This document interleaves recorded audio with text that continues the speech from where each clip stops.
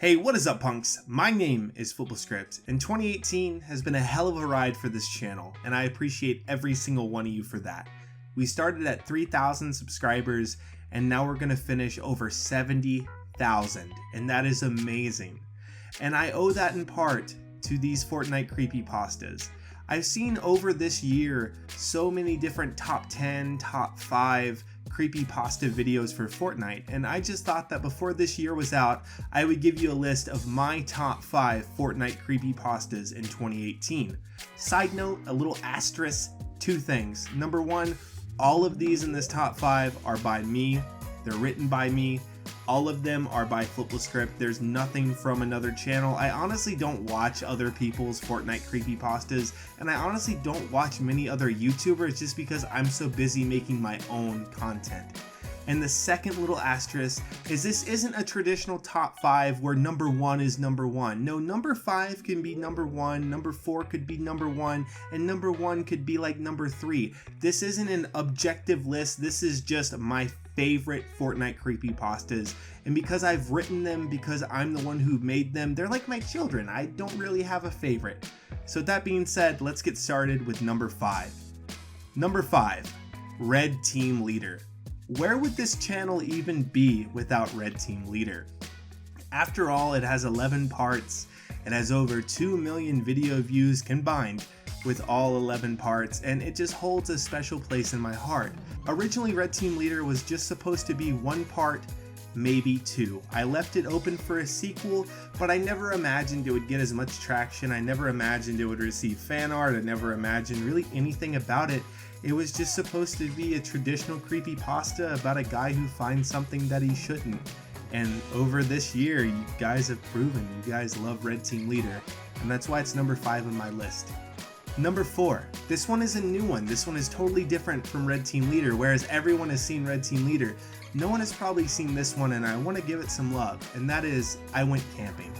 I Went Camping, and I uploaded it a few weeks ago, and it deserves a spot on this list because the premise is just something great. It took me a week to come up with a good premise for it.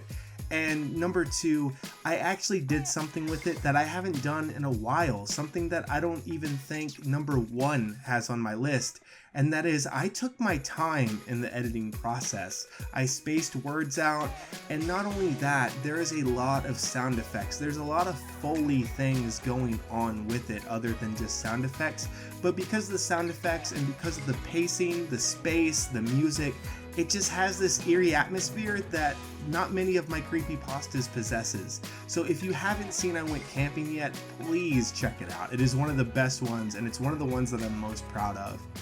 Number 3, Followed.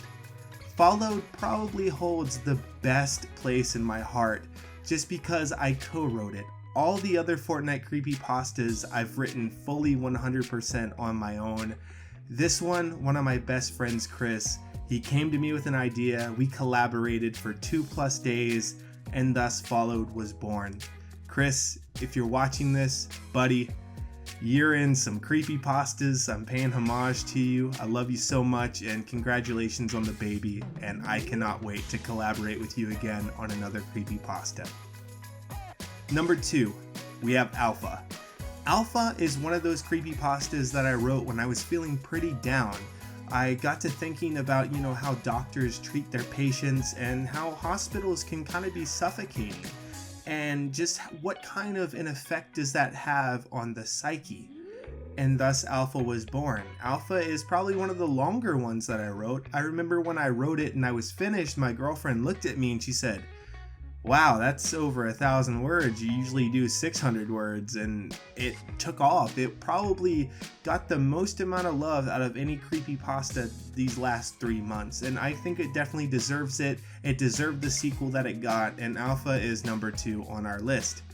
At number 1, like I said at the very beginning of this video, number 1 might not technically be number 1, it's just where it falls on the list. Red Team Leader could be number 1 if you want it to be. But number 1 caused me to rethink every aspect of how I write my creepypastas, and that's why it's on the list. At number 1, we have Night Night the Clown. Night Night the Clown really engineered and really revolutionized how I did my creepypastas, because usually I just took an objective scary thing and I added in some Fortnite, and I added in a character that was relatable. Night Night the Clown, however, takes a different premise. Night Night the Clown makes it to where I am that skin. I am that character, and I am going to do something to a player instead of the player getting something done to them. And that started things such as Fear in the Fields, that started Red Team Leader, I think 7, where it was actually just Red Team Leader talking the whole time, and it really helped me get better as far as changing my voice in Audacity and really just doing everything.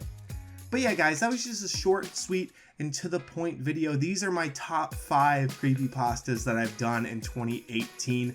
If this video gets over 200 likes by tomorrow, I'm gonna make fun of myself. I'm gonna do another top 5, but I'm gonna do my top 5 cringiest Fortnite creepypastas that I've done. And yeah, I know I've made a few cringy ones, but I hope you guys enjoyed the list. What is your list? Comment down below. What is your top 5 Fortnite creepypastas that I've done in 2018? I would love to hear your feedback. I'll see you soon, and look forward to Fear in the Fields 2 tonight. Peace out.